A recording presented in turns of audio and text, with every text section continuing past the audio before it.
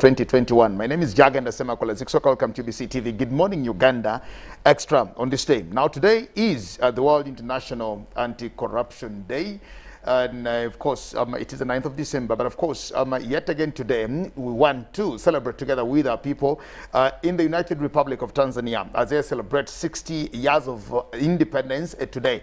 At all the brothers and sisters in Tanzania and in Zanzibar. It is Tanzania at 60 today, and we just want to wish you all the best of the celebrations, Mama Samia Hassan Suluhu and all the government of the United Republic of Tanzania. We wish you all the best for this day. Hongera sana. Now back to the conversation. Yet again today, we get into another very interesting topic here where we'll be talking about livestock and especially the beef industry in this country. And joining me today in studios is Mr. Eric Sempambo from the Private Sector Foundation of Uganda. You're very welcome, Sempambo. Thank you, Mr. Jagenda. I'm happy to be here and excited about this. Good morning, viewers. It's not a very common name, Sempambo and Semmambo. Or is it a spelling mistake or something? No, it's not. It's by deliberate because we are a rare species. So okay. I'm called Sempambo. Sempambo.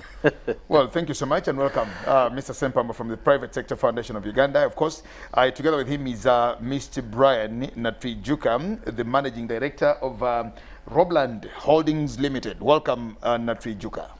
Thank you so much. I'm excited to be here and excited to share with Ugandans about the development of the beef sector. Okay, very important. Thank you so much. And of course, my other guest today is Dr. Swagu Samuel. He's a district veterinary officer from Nakasongola district. Welcome, Dr. Swagu. Thank you very much. I'm greatly honored and happy to be here at the studio. And good morning, viewers. How long have you been practicing? About 20 years. About 20 years? Yeah. That's such a long time. Really. You had the census last year? Very well, sir. What came out of that census?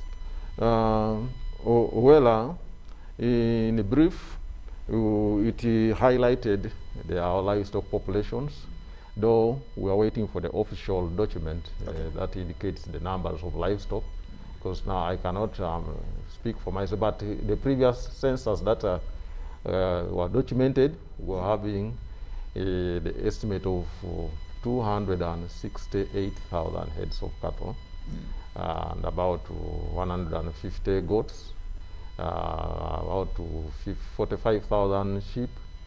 That's in Nakasongola? Yeah, in Nakasongola. Yeah. Okay. And pigs are around 47,000, and then the chicken out there around 280,000. Yeah. So that's the rough estimates of our livestock population there. Okay. Yeah, that is it. However, a highest percentage is still local. That is contributing about to the tune of 90%, 92% are still the local breeds, with around 8% to 10% that are in the ranges of the improved breeds. Yeah. Okay. But the numbers are coming up for the improved breeds, fortunately, because those are the ones that are recommended because of their good potentials in terms of production and productivity. Okay. Very well. Okay, thank you, Dr. Swago. Mr. Sempambo from the Private Sector Foundation. Now, the conversation of the beef value chain is actually gaining traction and gaining steam. What needs to be done, rather what needs to be understood by the Wananchi, especially when you talk about the beef industry in this country? Thank you very much, moderator.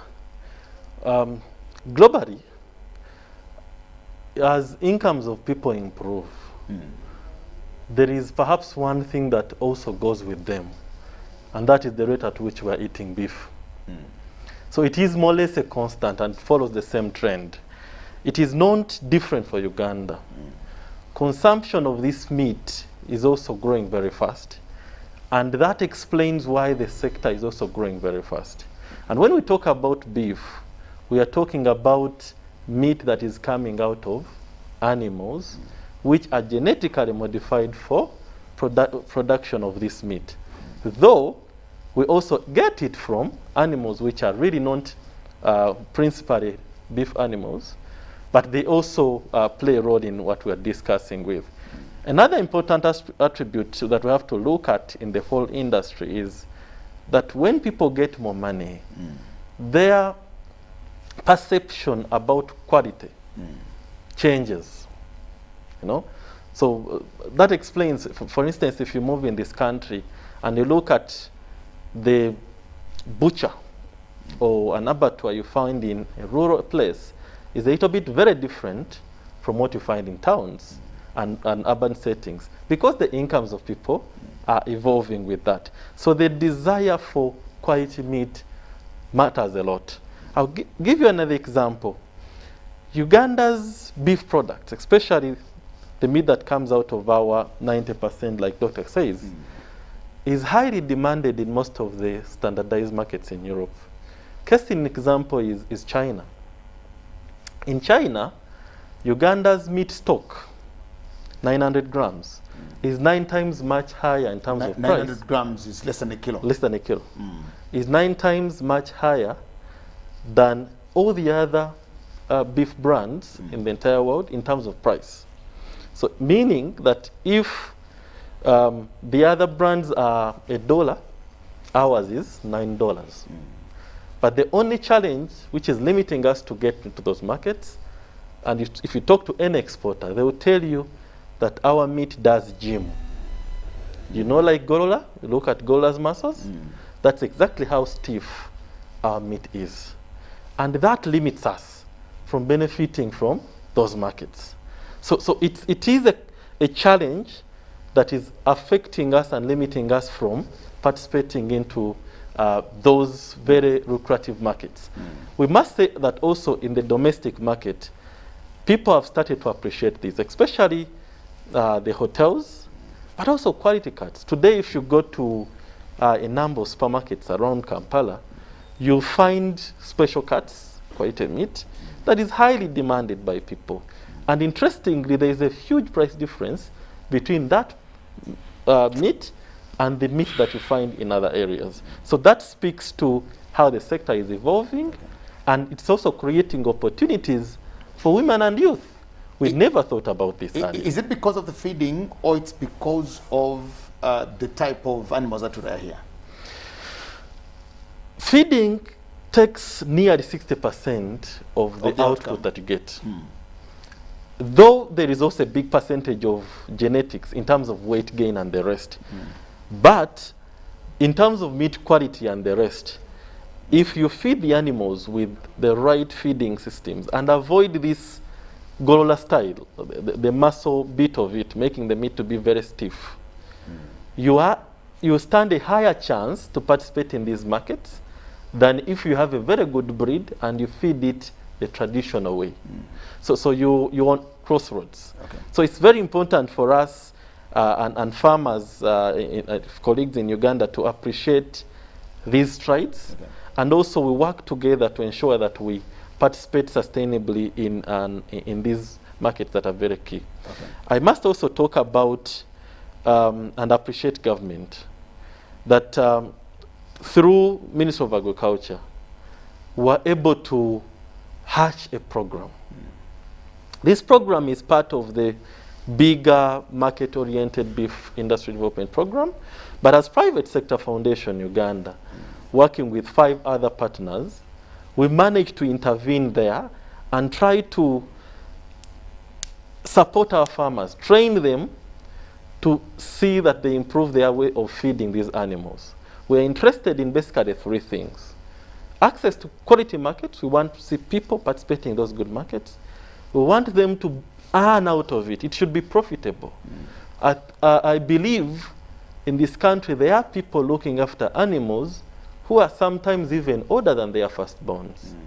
And in the process, they even give them names that it becomes more or less their own attachment, a family member or something. So we want to reduce that, the average maturity rate, from the current 5 years to less than 2 years. Because that helps us to get the monies that we're interested in, but also be in position to break even, not just looking at it as fattening and that's all. Hold it here. Natvijuka, come to the conversation. You represent Robland Holdings Limited. What do you do? Thank you very much, moderator.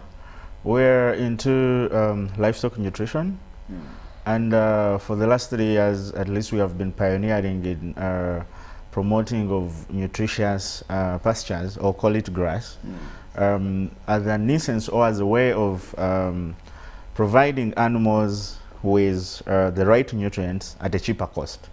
You will know that 80% of the running costs of a farm is about feeding. And if you are concentrating on planted, nutritious, digestible grass, then you're able to reduce the cost of production, hence the profits. As I always say, the animals are like machines in the factory. And these machines need what we call the raw materials. And these raw materials are used to make the products. That's the beef you see, and that is the milk you see. So for us, we're in to teach Ugandans the good systems of grazing, the good systems of pasture management, and also the nutrition. We, as Mr. Eric talked about, the project is the supplementary feeding project. We have been heading trainings in supplementary feeding to make sure that the gymming he has been talking about is reduced. Because you see, in I would talk about this. You'll know that, for example, when I go to the milk industry, it is the smallholder farmers that are contributing the highest percentage of the milk that we put on the world market. Is that so? Yes, and you'll find that in the beef sector, it is only small, large ranchers. So people have been thinking that if I don't have square miles of land, I cannot be a beef farmer. And that becomes a disadvantage to the whole country at large, because we can never make numbers.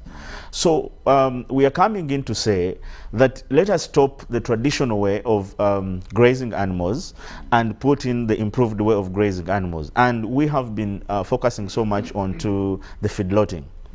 Feedlotting, you can call it the zero grazing of beef animals. So we have been able to train farmers that you must plant nutritious pastures. You must plant the grass on your farm that is going to give the animal the best raw materials for it to convert and make you the beef. Now, for instance, you're going to find that the animals, they do what we call selective grazing. So when you put out them in the paddocks or in the bush to feed, for them, they are not going to feed everything that is there. They're going to do selective grazing. And why are they doing selective grazing? They are looking for the pasture or the grass that is nutritious, and they're looking for the grass that is palatable or sweet. And by that, they move long distances. So as they are moving, they are doing the gymming he was talking about. Okay. Now, first of all, that is going to increase the times at which you're going to put this animal on market. One, as a country, we are getting out a very poor product, and two, it is taking a long time. So the animal, the per unit area number of animals used, per unit area the number of animals had on the farm, it reduces. So we are saying that let us put the animals, the beef animals, into the feedlots, and be able, one, to improve the quality, two, reduce the number of years at which these animals are going to reach the market weight, and Eric talks about less than 2 years. Yes. That's just 1 year. Because you see, in when you're putting these animals in the feedlotting, one, you're going to make sure that you're fetching for them the nutritious grass, palatable grass. Palatable means sweet. And digestible grass. You see, seeing an animal satisfied doesn't mean that it's getting the nutrients, because there is what we call digestibility. This is the ability of the feed to release the nutrients it has to the animal. So here you are concentrating on making sure that this animal has everything it needs within one place. So we are enclosing them in a shed, and then allow them to have an exercising area, and then making sure that we give them the feeds. So for them, they are going to concentrate on making sure that they convert the feeds into the beef. And I would say this, it is the only, feedlotting is the only way to improve the quality of beef in Uganda. So for us, we have been so much into trying to let Ugandans know that you can plant nutritious grass on your farm and be able to reduce the costs. And two, You see, when you go into pasture management and stall feeding, or the feedlotting, or the zero grazing, what you do is you increase the number of animals per unit area. As the population grows, since Uganda became a republic, our population has been growing every year, but our land has never increased. It doesn't. So if we don't bring out systems that will help us have large numbers of heads of cattle in small pieces of land, then we are going to reach at a time where we cannot sustainably produce the beef that we need. Okay. And there is a very good potential. Okay. Let me get to the doctor here, of course, who runs and manages much of this when it comes to his district in Nakasongola. Is the government on the right trajectory in seeing us achieve what we want to achieve, as far as this is concerned? Thank you very much for that question. Well, you know very well, the government of Uganda, through the Ministry of Agriculture, is currently implementing this project called Developing a Market-Oriented Beef Industry Project, or in short, MOBIP. Is this a project that is funded by EU and the government of Uganda? Funded by EU. It's a 5-year project. Yeah, How long has it been running?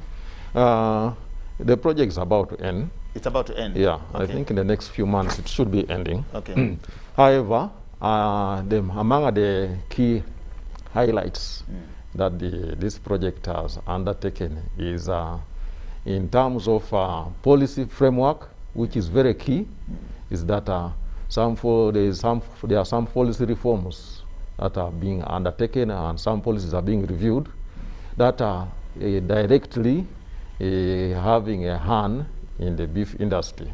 In a brief, you know very well, if policies are not in place, all what we want to achieve may not be achieved. In terms of, if we say standards that are to be met for those people, or for persons or companies that are trying to produce seeds, or produce feeds, seeds, their production, their management, and their distribution. In terms of breeding, if you don't have an organized breeding policy in place, all that will be in vain, because here is a situation where you want good breeds, but if there are no measures in place to ensure that good breeds are accessible to the farmers out there, you will not have the animal that is required by the market, because the market out there requires certain quality of animals, certain breeds of animals. They don't necessarily want these animals that grow up to 3 years. They are very specific, 1 year, 1.5 years. And if you look at our local animals, by the time it is still 1 year, 1.5 years, it does not measure up to the international market standards that are required. So that's where the breeding policy comes in. There are some strides that have been undertaken to ensure that under the breeding policy, things are done in the proper way. On that same, Dr. Eswago. Yes, please. Uganda has had so many of these very good projects. For example, there was an IFAD project here, I think in 1998, that was running for 20 years, where we saw the development of the vegetable oils development project. Very well. And towards the end of the project, when it was coming to 17, 18, 19 years, we're talking to people in Buvuma, in Kalangala, and they didn't know much about this project that was sponsored by IFAD to actually benefit and help the people.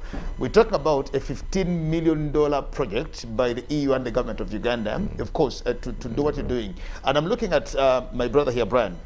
How have you benefited, Brian, as a private sector player in all the things? Because it's one thing to say, we got this money to develop the policies, to do all the things, but now where are the private players, the brands here, the Sempambos here, the Jagandas who are actually breeding, who are doing the breeding privately? Well, at the moment, as far as the policy is concerned, I think the policies are in the advanced stages of being put out. There was a service provider who was tasked with that role of ensuring that the old and the junk policies are reviewed and new ones are put in place. However, that aside, I'm happy to report that with the intervention of the project, there are some farmers who have come on board so far to practice what the project has been preaching via the aspects of feedlot development.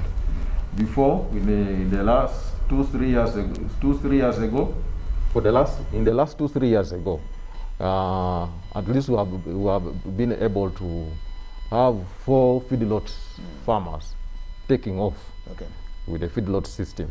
No, it's not easy to have beef animals under feedlot because the returns are not immediate like the one for dairy. You have to wait for some time, maybe 4 months, 6 months or so. But so far, the ones who are now practicing it for the last 2-3 years, I think they can talk for themselves. The results that they are achieving out of the feedlot arrangement or management. Animals that are theoretically known to be able to add 1 kilogram per day or 1,000 grams a day. Some of them are reporting animals that are adding weights of 1.5 kilograms a day. And under such arrangement, you will find that in the shortest time possible, that person is able to gain a lot of finances as a result of that management there. And I think with the time to come, many prospective beef farmers are going to adopt that. Yeah. Thank you. Sempambo, the government is talking about job creation. It's one of the things that government is doing to ensure that it does job creation for its citizens to fight and curb the spiraling unemployment. Now, you from the Private Sector Foundation, looking at the government's policy direction, do you look at it as a pro to enabling job creation and, of course, furthering and making big or better this industry that can also help create jobs for its citizens? Thank you very much, Moderator and Mr. Jagenda. I must also say that the strides to create work opportunities is not only a government responsibility. It is also our own responsibility because the same people that don't have work opportunities are looked at as the customers for the private sector, where I actually come from. But to put it into the context of the program and what they are doing, first of all, through working with government, particularly Minister of Agriculture, we managed to have a small program that has been promoting supplementary feeding. And I must inform you that we're working in 10 districts in this country. That includes Nakasongola, Nakaseke, Mobende, Isingiro, Diantonde, Chiruhura, Chankwanzi, Chibare, and Masindi. Is that what you call the Cherandu. Yeah, the cattle corridor, both disease control 1 and 2. And in each of these districts, we have selected a nucleus farmer who we have hoped to set up a production system which Brian here has been talking about. So in all those places, you will find a feedlot being established. Now, the reason why we have selected only one farmer in the place is partly because of resource envelopes, but the bigger picture is we wanted to put a demonstration site per district for the rest of the farmers to come and learn. Now, we are using that place to train farmers. Importantly, the people that are getting these trainings are the women and the youth. We know very well that they are now the leaders of today and tomorrow, but they have been unprivileged for so long in the industry. One of the interesting things that we have managed to capture is people who are reaping out of production of pasture and selling it. If you look at the mathematics and the money is coming through, the revenues seemingly even outcompete some of the traditional crops that people have been known for growing. So these are opportunities that we have been promoting for especially the women and youth. I'll give you an example. In a district like Nakasongola and most of the districts their side, drought have started now. Whenever droughts hit, most of the livestock farmers are asking for two things. It's feed and water. Okay? For us, our emphasis was on feed, meaning that whoever has been supported to grow pasture and process it into silage and the rest using support from Brian and others, they are in position now to sell to these farmers, especially during this period of time.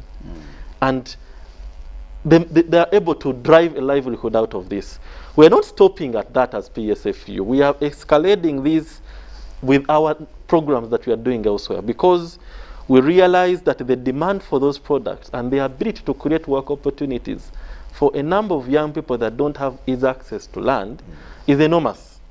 We are talking about, for instance, urban agriculture. Many people are producing within small pieces of land, but they have to feed their animals. Who is going to grow the pastures? It is the young people that can easily access these things.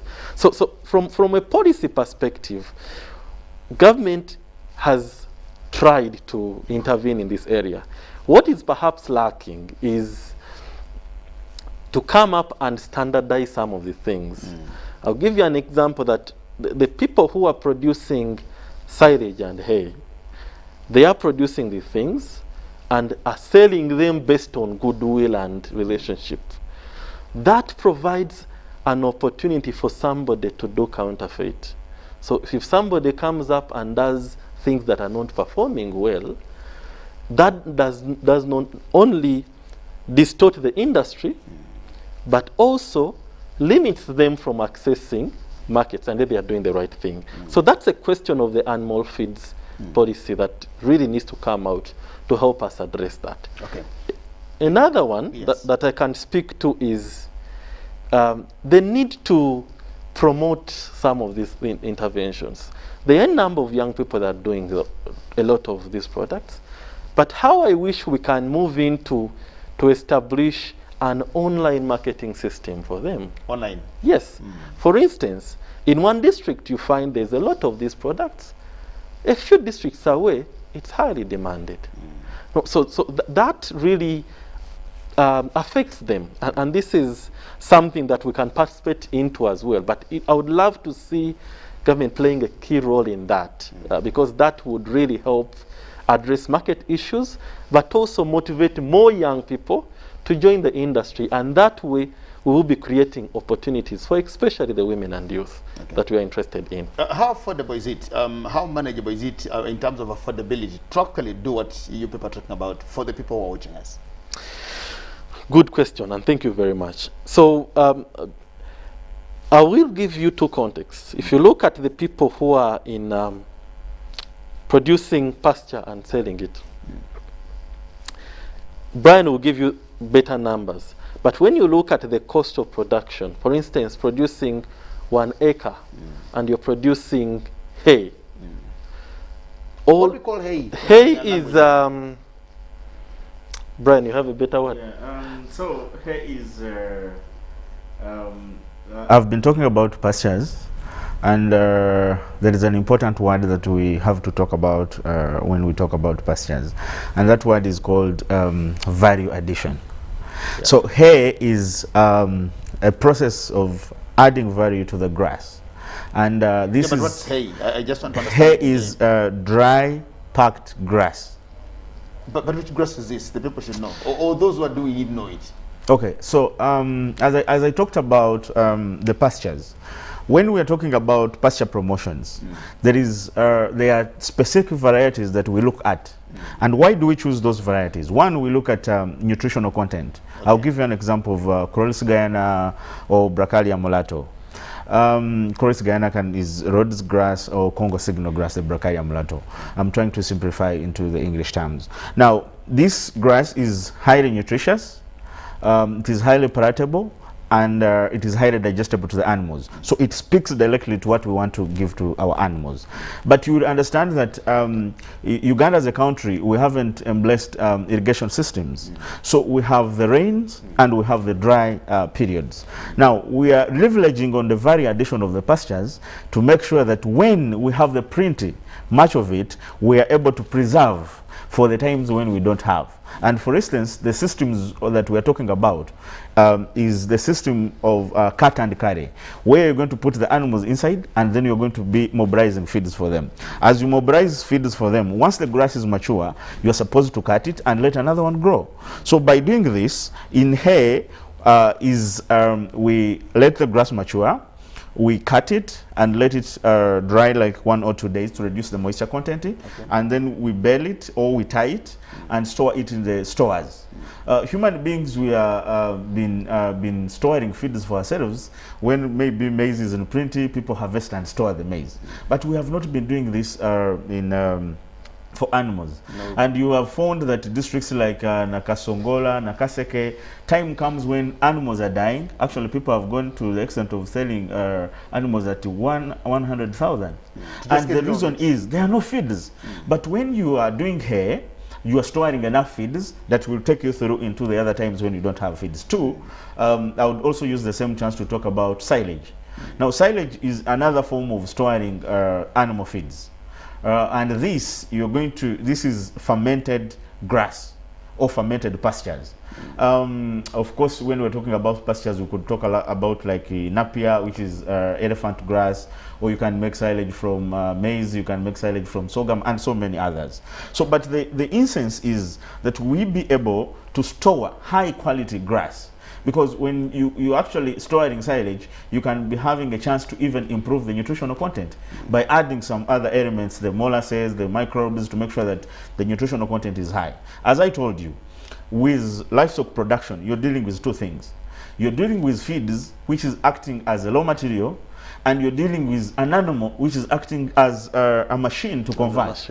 So the reason why we are talking about, he was talking about breeding and having different breeds, is we are interested in the feed conversion ratio. The machines that are able to convert our raw materials and give us the product. Because there is a machine by which even if you give it raw materials, it is not going to produce to a certain percentage. So we are saying we must preserve the feeds. And how are we preserving the feeds is making hay and making silage. And as you asked, there are lots of opportunities out here. For example, my company deals in hay production, silage production, and pasture seed production. But you find that we can never hit the demand. The reason is there are so many peri-urban farmers. Peri-urban farmers, people around Kampala, people around Mukono, Kampala metropolitan area. So you find that you are interested to have your 2-3 dairy animals, but you do not have land where you're going to grow the pasture.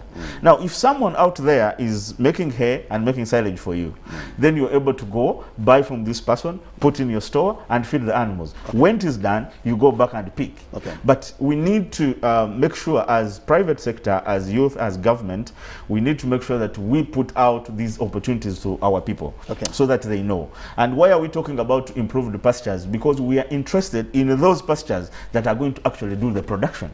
Like how many bales are you interested to get in per acre? The bales I'm talking about, the tide hay. And the water zomudo. You're talking about the tide hay. So we are also interested in how many bales, how many ndibota am I going to get from 1 acre of land? The more the ndibota means the more the amount of money you're going to make. Because I would love to see a system where we have the feed producers and we have people who are rearing animals even if they don't have land. Now let the feed producers or let the hay and silage producers produce the hay, produce the silage, and let me, who doesn't have the land, have my animals in the feedlot or in a zero grazing unit. So there are so many opportunities for our youth, but these opportunities or this information is not put out there for the public. The information is not put out to the public. We've also seen, Dr. Iswago, we've seen people who get Robi Sagazi. You know, they just get Robi Sagazi because, especially those who live out in the urban areas, like you said, they get Robi Sagazi, just get the Robi Sagazi, dump the animals in there. Then, of course, we also visit these restaurants. Say, you know, and they keep mobilizing all that. I don't hear that in your conversation. Dr. Swago. Well, as far as I'm concerned, no, that is just improvising. But otherwise, if the farmers who are engaged in those kind of enterprises, if they deal with the experts, like my colleague here said, I think the animals will be able to perform much better than they are doing now. Because remember very well, things like, I also have personally seen farmers who are feeding animals, supplementing with the peelings, maybe the banana peelings, or and the rest. Yes. But much of those peelings are composed of mainly water. They have little nutritional content, so they mainly provide refuge to the animals and maybe water. Likewise, even the grass, maybe you can find along the northern bypass. There are places where they sell grasses here and there. Fine, they can supplement, all right. But I wish they could do, borrow in a leaf from the experts here. They link up with the experts so that they get quality pasture species. I mean, the pasture that is proven to be of high nutritional value. Those ones that are just cut anyhow on the roadside there, fine, you just feed them, but providing much of the feed there is roughage and just passes through, and the animal may not perform up to the expected. Yeah. And I think Brian's analogy of a machine, raw materials, and the production, and the product that you're looking for is, I think, a very good one. Because you have a machine, you have the raw materials, but at the end of the day, you also need and desire a product aside. So when you give your machine bad raw materials, then of course you make it hard for the machine. I think that comes out. You're still explaining to me about the affordability bit of it, because we want to know. I have a colleague who is actually watching you from Swam at the border. He's called Otango. He's at the border and wants to know affordability. Maybe in Swam, where he is, and I think Swam is Kapchora Buko Kwen, that side, towards the border. He would love to know the affordability of what we're just talking about. You're giving us the acreage of hay and all the things. Yeah. I'll speak about it in from this context, that, and I'm sure Brian can give us the nitty-gritties of the figures. But if you look at the factory, okay, and you expect that, for instance, you know what the market is interested in, and you want to reduce the production period, okay, then that already guides you on how much you need to feed them. Because there are two cases here. You can actually rely on cut and carry, or swam and do all the things, and you fatten your animal in a period of 3 years, okay? And then perhaps you're going to get an average weight of 350 kilograms, which gives you about 1.9 million shillings, okay? But there is another option where you can actually intensify and, for instance, plant 1 acre of crodice, meaning that you're going to buy seeds, you're going to open up the land, but importantly, you plant once, and then you just continue harvesting, okay? So your initial cost is a one-off. It's more or less a fixed cost that you just keep weeding and management. Now, the management costs are not as high as producing every season. Like people who produce, for instance, maize, you have to produce every 4 months. Okay, this one you produce once and just continue weeding, removing extra weeds, and fertilizing the area if it's not so fertile. But importantly, the results you get out of this factory are commensurate, and they will reward you. Now, we are not saying that each one of us and Ugandans out there should have a feedlot. No. We are saying that you can actually do what you can, what you're doing, and do it very best, such that it can reward you and help you transit to the next level. There are farmers and entrepreneurs, for instance, that we are working with in the project, who don't have animals, but they are concentrating on processing feeds for others. So it is a group, and for them, what they have done is they have mobilized resources to have what we call a chaff cutter, or a machine that's going to cut the things. Okay. So all they do is they are on a speed dial. When do I need to cut your grass? They come and you pay them. They move to another area. Then there are also teams that are only moving around to do the indivota, tidying them up, or making silage, and that's what they're doing. Okay. Then there are people who can only access land for planting, and they say, especially young girls, they don't have land. All they do is, I'm going to plant this, I will sell. Now, as I continue selling, I save to get land and eventually move into the feeding bit of it. So each one of us, it's like... It's a value chain. So it's a value chain, and each one of us has a role to play in the whole industry. So I wouldn't really want to portray information that each one of us is being looked as a livestock you know, farmer that can look at a feedlot and declare and you point at it. Okay. But there is a role for every one of us To play. The last one I can, and very interesting, is we have a lot of graduates that have a lot of time on social media. Okay? An interesting one is the point which Brian mentioned. Information is here, our people don't have it. So how can they use the social media application they have? Disseminate the information. Yes. Or even come up with business linkages. For instance, you have pasture in Masindi, I don't have it in Mubende. But communication, I can call people there. So can't I play the Kayungirizi role? Okay. And I'm able to drive a livelihood out of it. That's a very interesting one. So it's each one of us has a role to play if you look at it broadly. Okay. Yes. Thank you. To you now, Bran, as an industry player in this whole thing, what policy actions would you love to see the government put into place to enhance your interests as an industry player? Thank you very much. First of all, I would want to see the government understanding that there is a very important role that the private sector is playing. And the government to understand that it cannot do things by itself alone, and neither can we, the private sector, do everything at ourselves. But we are all contributing to the development of the livestock sector of Uganda, and we're all promoting, adding towards the growth of the nation as a whole. So I would love the government thinking so much about partnering with private players and making sure that the farm out there benefits. For example, I've been telling you about the good work that we are doing, but you'll find that the ministry there are no strategies to make sure that they work with us, to make sure that the information we are talking about is given to the farmers who need it. And two, of course, it is very unfortunate that of course, right, even up to now, the animal feed bill is not yet passed. So you'll find that without a bill, without policies in place that are giving guidance, what do you talk about? What do you mean by high quality pasture seeds? What do you mean by quality silage? Because the farmer out there needs protection. The farmer doesn't know which one is good and which one is not good. So there is no policies in place to regulate all this. Of course, you'll find that even the feeds, there are lots of counterfeit. And now, what if there is a lot of counterfeit? I mean, someone is going to go and mix a concoction and say this one has protein percentage of this and this and this.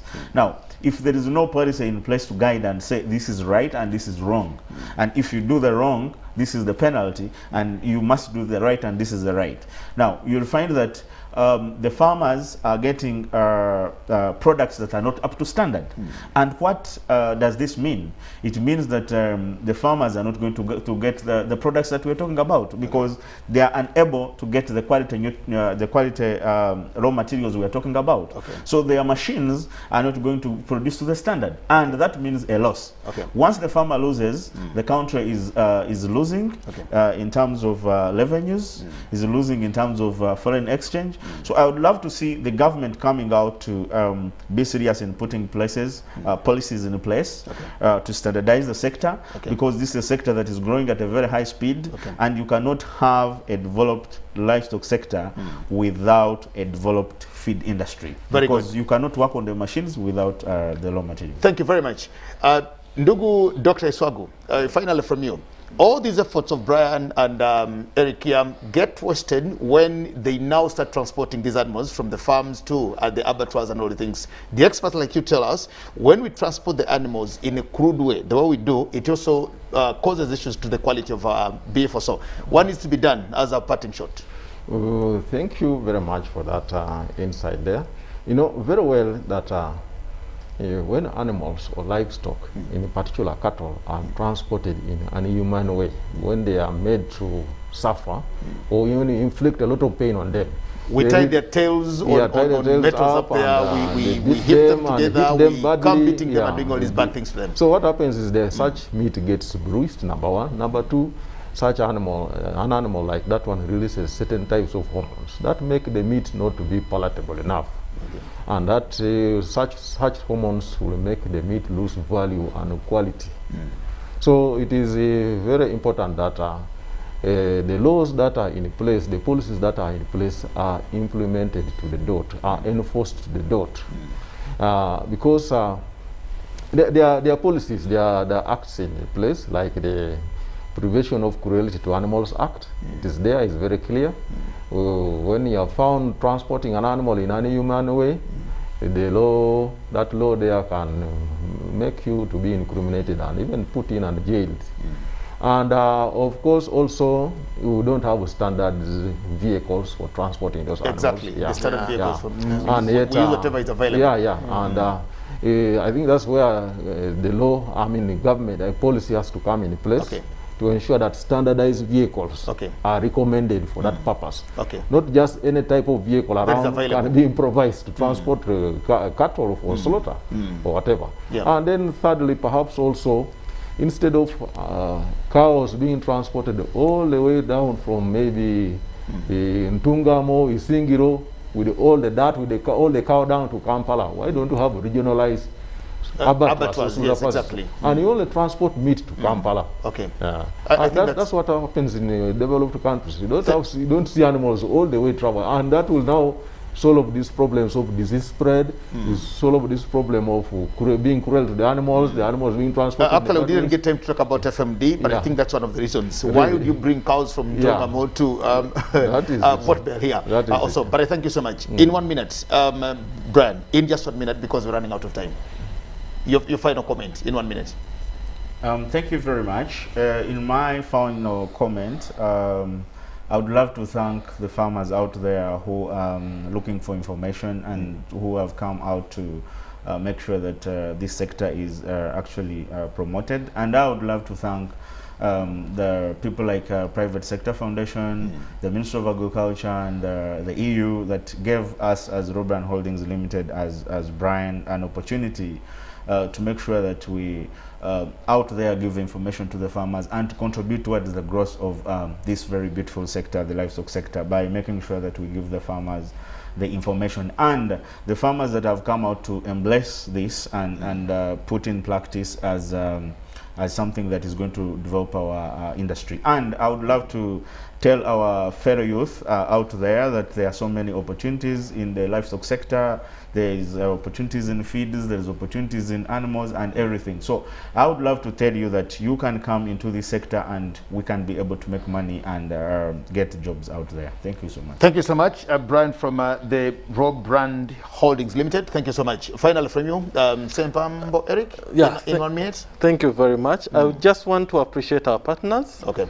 Partners from European Union, Ministry of Agriculture that we're working with on this program, Robran Holdings Limited, Livestock Development Forum, Uganda Women Entrepreneurs Association, Uganda Beef Producers Association, Makerere University College of Extension Services, and the Green Elephant. These are key partners that we've been working with in this program. But I just want to end by saying that in the private sector, a policy is a business plan. Okay. So we need a business plan for animal feeds for us to move forward. Thank you very much. Well, thank you so much. Thank you, Eric. Thank you, Brian. And thank you, Dr. Samuel. We'll stop this conversation here for today. But of course, the opportunities are here. And this is one of those industries that, like you heard the experts here talk about it, if you got the relevant information, found your way in it, you would possibly help grow the industry and also create a job or create employment for yourself or for somebody else. Well, thank you so much. My name is UGANDA Extrtra. Wishing you all the best. We'll talk again tomorrow on our Pan-African Friday. Good morning, blessings, and bye-bye.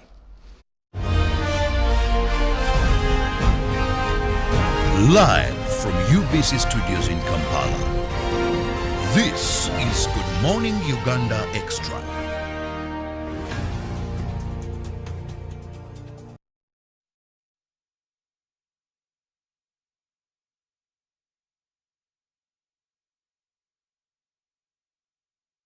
These days, our homes are no longer just the places we live. It's where we attend meetings, go to class, keep each other safe, and entertain ourselves. To do this smoothly, you need a reliable internet connection. Connect your home